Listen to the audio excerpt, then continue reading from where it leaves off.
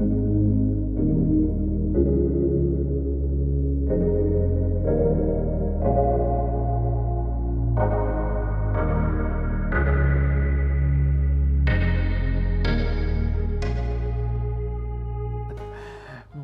et bienvenue pour cette nouvelle vidéo Tranche de vie organisée par le Salon des thérapies naturelles. Aujourd'hui, nous allons nous diriger à Chamoson pour rencontrer Claudio D'Alessio, qui est thérapeute avec les chevaux. Alors Claudio, merci de nous accorder du temps pour cette interview. Donc je te laisse te présenter. Alors je m'appelle D'Alessio Claudio. Mon activité professionnelle étant thérapeute avec un cheval, soins énergétiques, soins au tambour ou accompagnement dans la vie.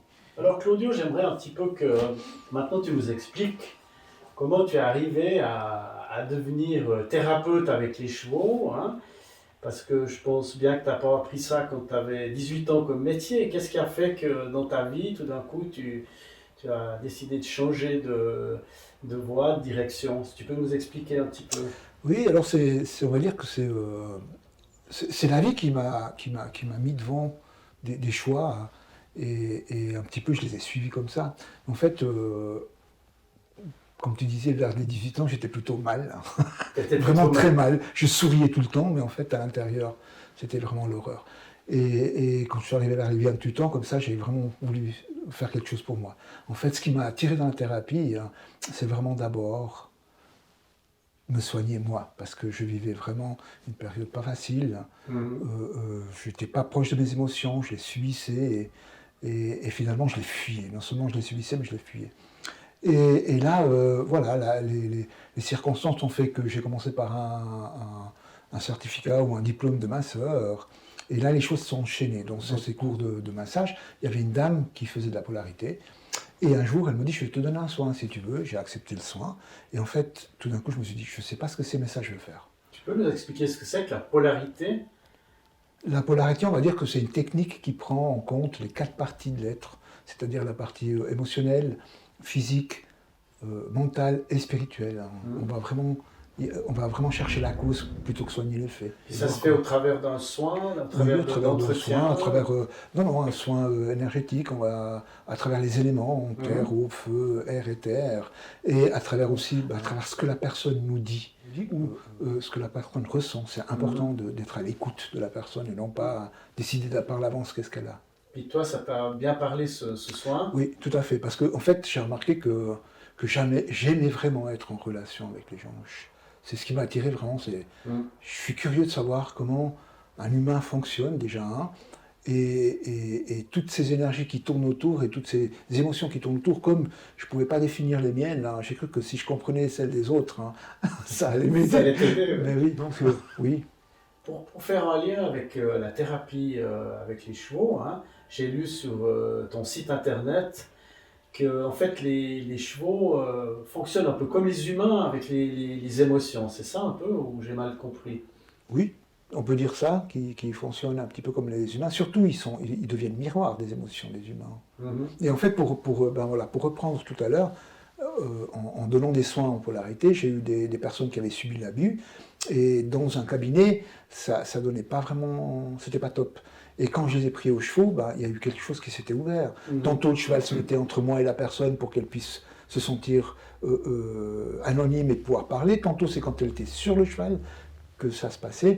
En tout cas, le cheval venait et il ouvrait une opportunité totalement différente de ce que j'aurais pu amener moi tout seul. Parce que pour que les personnes qui nous écoutent comprennent bien, donc quand tu vois une personne, en général tu la vois d'abord dans ton cabinet, donc tu es ici à Chamoson et à Vevey, tu m'as dit également, et là tu analyses un petit peu, tu l'écoutes, tu fais une sorte d'anamnèse, et puis après tu décides si tu vas utiliser plutôt les soins avec le cheval, ou si tu vas plutôt utiliser la polarité ou le tambour, puisque tu fais aussi des soins avec le tambour, ou bien comment ça se passe? En fait, au départ, on va dire quand j'ai vraiment commencé, ce sont des gens qui venaient au cabinet et je voyais qu'ils avaient, au bout d'une séance, je voyais qu'il y avait un frein à ma relation avec. Donc je l'ai pris le cheval. Puis maintenant, petit à petit, les gens sentent, ils me demandent directement un soin avec le cheval ou un soin énergétique. Euh, le soin avec le cheval, ça prend combien de temps? Ça doit se faire en plusieurs séances ou bien c'est comment? Ça dépendra toujours de la personne et avec quoi elle vient. Mhm. On va dire que si c'est quelqu'un qui vient avec cette idée qu'elle n'arrive pas à dire non, puis elle se fait envahir par tout le monde parce qu'elle n'arrive pas à définir son espace ou se positionner par rapport à... On peut dire qu'en une, deux séances, voilà, ce sont des séances d'une heure et demie, on va dire que ça peut déjà les aider beaucoup. Mhm. Ensuite, après, si elles viennent avec un traumatisme bien plus profond, on ne pourra pas définir avant de commencer combien de séances il faudra. Ça dépendra beaucoup de la personne, à quel rythme intérieur elle a, comment elle va l'appréhender, comment elle va pouvoir l'intégrer, ce qu'elle entend ou ce qu'elle voit ou ce qu'elle ressent. Quel est le prix d'une séance avec les chevaux? Ben, ça varie de 130 à 150 francs, ça Mhm. dépendra le temps D'accord. et où est-ce que je vais. Ouais. Toi-même, tu as des chevaux? C'est Oui, comment? j'ai deux chevaux, Tu as oui, deux chevaux, ouais. j'ai de magnifiques... Voilà. qui ont plutôt... C'est eux qui m'ont plutôt choisi que moi qui ai choisi les chevaux. On Oui. dit, hein, Oui, oui. comment ça se passe quand on achète un cheval? Alors, c'est lui qui nous choisit ou... Alors il y a deux manières, on va acheter un modèle parce qu'on trouve qu'il est magnifique, magnifique, beau et qu'on pourrait faire du sport avec, hein. Ou on va, puis c'est plutôt lui qui va dire c'est moi qui viens avec toi, hein. Donc ce cheval-là va plus nous faire travailler sur soi-même, hein, que si on achète un modèle, qu'on dit bah, celui-là on va faire du sport avec et il fera que ça. On va dire que j'ai deux chevaux, il y a eu les deux manières différentes. La première, j'avais vu une annonce et puis j'avais été chercher une race, un barbe, c'est un cheval qui n'est pas très grand. Et puis quand je suis arrivé, c'était tout autre chose, hein. Puis en fait, il a quand même dit qu'il venait avec moi. Et la deuxième fois, je suis allé dans un troupeau, il y avait peut-être une vingtaine de chevaux, et la petite jument est sortie du lot pour venir de Bonjour. Ouais. On a vraiment eu ces deux approches. Si on compare, par exemple, par rapport, tu parlais d'une personne qui ne sait pas dire non, alors si elle va voir un psychologue ou un psychiatre, qu'elle fait une thérapie, qu'est-ce que toi tu vas apporter de différent avec les chevaux ou avec le tambour ou avec les thérapies que tu utilises? Alors,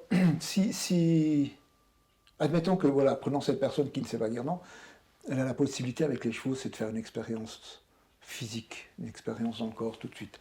C'est-à-dire que le cheval, on va demander au cheval de faire certaines choses, et à un moment donné, il va falloir que, parce il va venir un peu dans la personne, il va falloir qu'elle dise non, qu'elle arrête le cheval, qu'elle s'impose, ou peut-être pas s'imposer, mais qu'elle prenne position face à un cheval. Et au demeurant, ce n'est pas très, très dangereux ni très grave. Émotionnellement, on sait beaucoup, mais pas très grave. Donc, elle part de là avec l'expérience de pouvoir dire non à quelqu'un. Si elle vient au cabinet, on va en discuter beaucoup. Elle va comprendre tout ça avec sa tête, mais l'expérience physique, ou dans son corps, il va falloir qu'elle la fasse après dehors, quand elle n'est plus là. Tandis que là, elle peut le faire. Et en plus, avec un être vivant qui est tout à fait bienveillant. Quand même, un cheval, c'est combien? 500 kilos? À peu près, oui. Voilà, alors le cheval viendrait vers la personne, puis elle doit dire non, elle doit l'arrêter. Oui, avec son corps, elle doit montrer qu'elle arrête le cheval, oui, oui, Voilà. oui, oui. Et puis les gens qui n'arrivent pas à dire non avec les humains, ils arrivent dans un premier temps avec le cheval. Pas tout à fait, non. Il faut les aider un peu quand même. Il faut bien que, justement, le but, c'est pas qu'ils y arrivent tout de suite, le but, c'est qu'on puisse détailler le cheminement pour y arriver. Et le cheval, c'est un très très bon élément pour nous aider à faire ça, puisque lui, la première fois, il ne va pas du tout écouter, non, non. Il va falloir que ce qu'on dise, on le vive, hein. Ça ne suffit pas de dire non. Il va dire ah ouais, un non qui veut dire oui, pour moi ça veut dire oui. Donc il va falloir que la personne arrive à le vivre à l'intérieur. Cette position, habiter son corps et se positionner, ça passe par là. Donc si elle peut l'habiter à ce moment-là devant un cheval de 600 kilos, elle pourra l'habiter à côté d'une amie qui n'arrête pas de lui demander des services tous les samedis soirs. Ouais. Je comprends mieux là comment ça fonctionne cette thérapie avec les chevaux, parce que c'est vrai que dans nos salons, on a eu régulièrement des gens qui faisaient de la thérapie, et puis voilà, là c'est vraiment clair ton explication, et puis je pense que les gens vont bien saisir comment ça fonctionne. Pour les gens qui seraient intéressés à en savoir plus, hein, par rapport à la thérapie avec les chevaux ou tambour, hein, puisque tu pratiques ça, ils peuvent t'appeler, il y aura tes coordonnées à la fin pour avoir plus de renseignements, hein. Alors nous, on va continuer par rapport à ta vie, hein, puisqu'au début, tu nous disais que quand tu avais 18 ans, tu souriais tout le temps, mais c'était à l'extérieur. Là, tu as appris un autre métier. Qu'est-ce que tu faisais là, à l'époque? Menuisier. Tu as fait menuisier. Oui, voilà. menuisier. En fait, j'ai commencé en menuiserie. Et les conditions de travail dans une industrie, elles ne sont pas très humaines, on va dire. Enfin, c'est pas l'humain qui est d'abord, c'est d'abord la rentabilité. Et c'est pas quelque chose qui me convenait vraiment.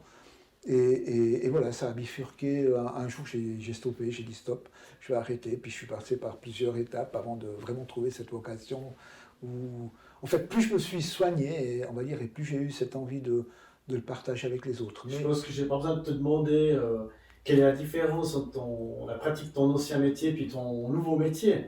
Comment tu te sens par rapport à ça? Alors, avant, je subissais beaucoup, j'avais aucune conscience de ce que je faisais. On me demandait de faire, je faisais, je n'étais pas là, consciemment.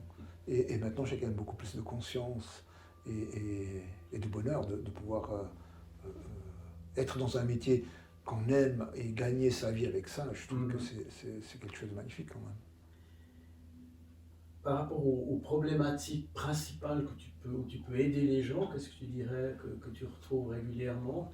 J'ai eu des gens qui n'arrivaient pas à dire non, ensuite j'ai eu des gens qui avaient subi l'abus, ensuite j'ai eu des gens qui n'arrivaient pas à gérer leur colère, ensuite j'ai eu des gens... Voilà. Et à mesure que ces gens venaient, parce qu'en fait ils venaient aussi pour moi, à mesure qu'ils venaient, à mesure que je travaillais sur moi, que je travaillais avec eux, et bien à mesure que la problématique a changé, en sorte que je suis allé voir toutes les parties de moi, à chaque instant à travers les gens qui sont venus. Ça ne s'est pas arrêté, mon travail sur moi ne s'est pas arrêté parce que... Enfin, je ne sais pas si on devient thérapeute, mais il ne s'est pas arrêté parce que je faisais des thérapies. Hein. Tu m'as dit aussi que tu faisais des formations. Donc, oui. C'est des formations...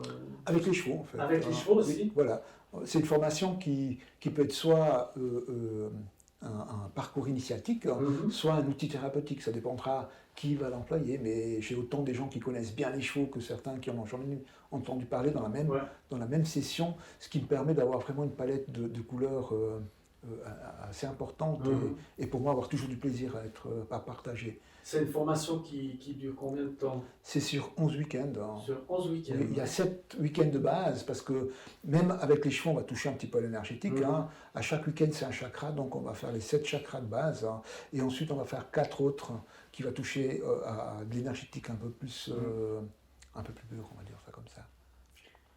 Un grand merci à toi, Claudio, pour t'être prêté à ce jeu. Je sais que c'était pas si facile pour toi de t'exprimer, mais tu vois, pour finir, ça se passe bien.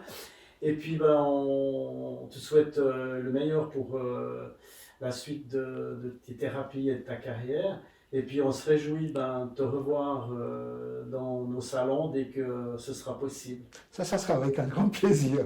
Merci à toi. Merci.